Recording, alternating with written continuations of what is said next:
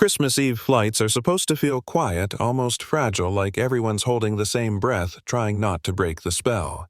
That's why the first thing I remember isn't the cold outside the terminal or the smell of burnt coffee near the gate.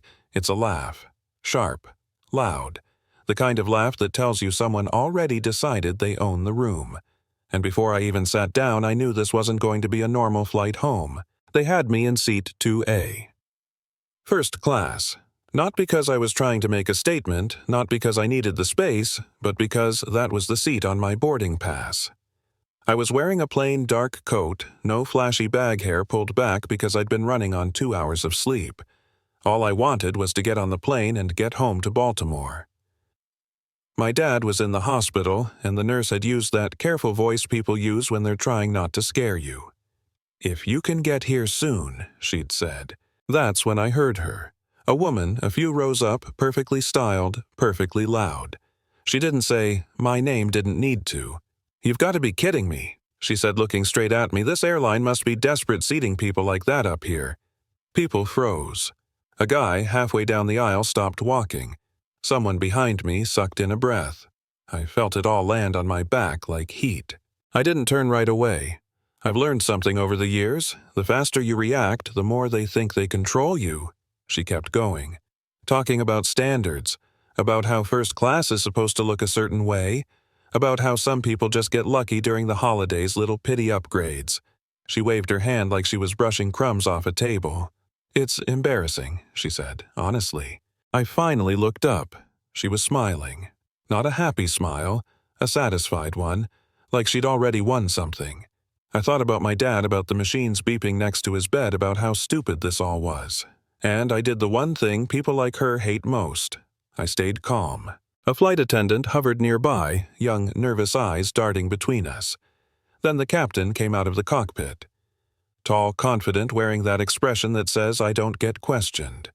He didn't ask what happened. He didn't ask to see my boarding pass. He looked at me then, at her, and something passed between them. Recognition. Alignment. "You," he said, pointing at me. "Stand up. You're in the wrong seat." I blinked once. "This is 2A, I said, keeping my voice even. "It's on my ticket." He leaned closer, lowering his voice like that made it reasonable. "Seats up here are for people who belong," he said. "We're not doing charity cases tonight." That word hit harder than the insult. Charity. Like my presence was a favor, not a transaction I paid for. The woman laughed softly behind him. "Exactly," she said. "Thank you." I could have argued. I could have raised my voice.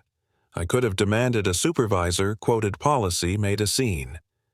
And maybe that's what they expected. But every second mattered, and I could feel my phone buzzing with updates from the hospital. So I made a choice that surprised even me. "I'll move," I said, quietly, "if you need the seat." The cabin went still. Not awkward still. Shocked still. The captain hesitated for half a second like he hadn't expected surrender. Then he straightened, relieved. "Good," he said. "Let's not make this dramatic." I grabbed my bag and walked toward the back. As I passed her, she leaned in and whispered, "Next time, know your place." I didn't look at her. Dignity doesn't need eye contact. Seat 28C was tight, loud, vibrating with the engine. I folded my coat on my lap, pressed my hands together, and stared straight ahead. From there I could see the front without being part of it. And that's when I noticed something else. The woman stood up, followed the captain toward the galley, and slipped something into his jacket pocket. White envelope. Thick, casual, like it was nothing. I didn't record it. I didn't say anything. I didn't have to. Some things don't need witnesses to be real. The plane pushed back. Snow streaked past the windows. Turbulence hit early, rattling the overhead bins. People gasped. The woman leaned into it, raising her voice again. "Isn't that fitting?" she said. "Chaos always follows people who don't belong where they're sitting." Heads turned. A few people glanced back at me. I kept my eyes down. At one point, the captain came down the aisle again. He stopped by my row, towering over me. "We already fixed this," he said quietly. "Don't push it." "I haven't said anything," I replied. "That's not how it looked earlier." He snapped louder now so everyone could hear. This passenger was reassigned for the comfort of others. That decision stands. A man across the aisle muttered, "She hasn't done anything." The captain shot him a look sharp enough to shut him up. Authority doesn't like being challenged in public. I felt something tighten in my chest. Not anger, clarity. I looked up at the captain and said, "I just need to get home." For a moment, he didn't know what to do with that. Then he scoffed. "Everyone needs to get home. You're not special." I didn't say I was, I said. Silence followed. Real silence. Phones came out. People stopped pretending they weren't watching. The woman in the first class shifted, annoyed now. "Why is everyone staring?" she snapped. Because the mask had slipped. What she didn't know, what the captain didn't know, was that the young flight attendant had already made a decision. I saw her later standing near the galley hands, shaking as she tapped on her device. She looked at me once, just briefly. I nodded. That was it. No speech, no drama. When we landed in Baltimore, the plane rolled to the gate like nothing had happened. That's the part that still gets me. How easy it is for cruelty to pretend it never existed. People stood, grabbed bags, complained about delays. I stayed seated until the aisle cleared.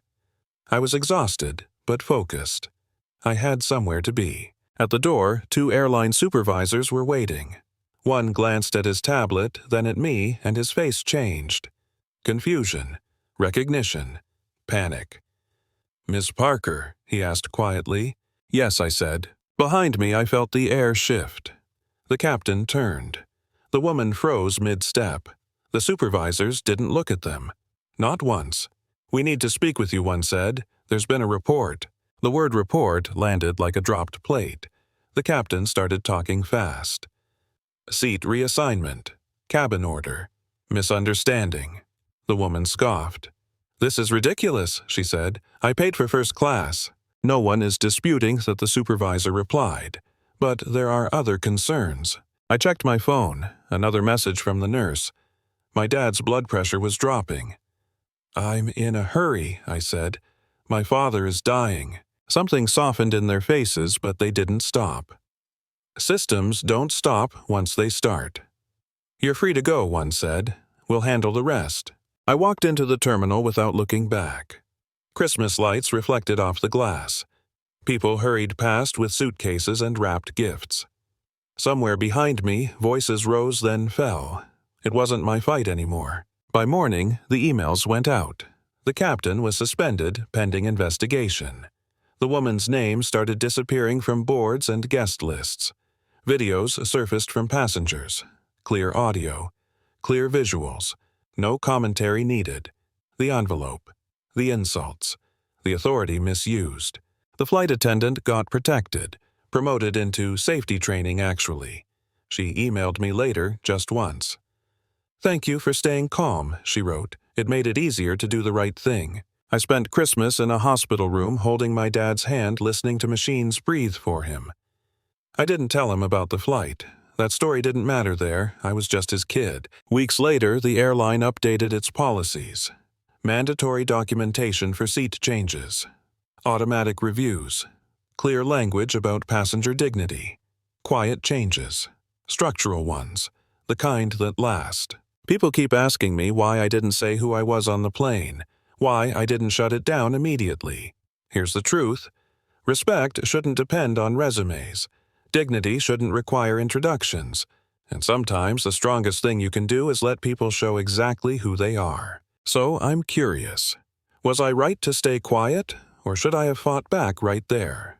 Where do you draw the line between patience and complicity? Drop your thoughts in the comments. I read them. And if you've ever seen power abused or dignity tested, share this story. Not for me. For the next person who just wants to get home.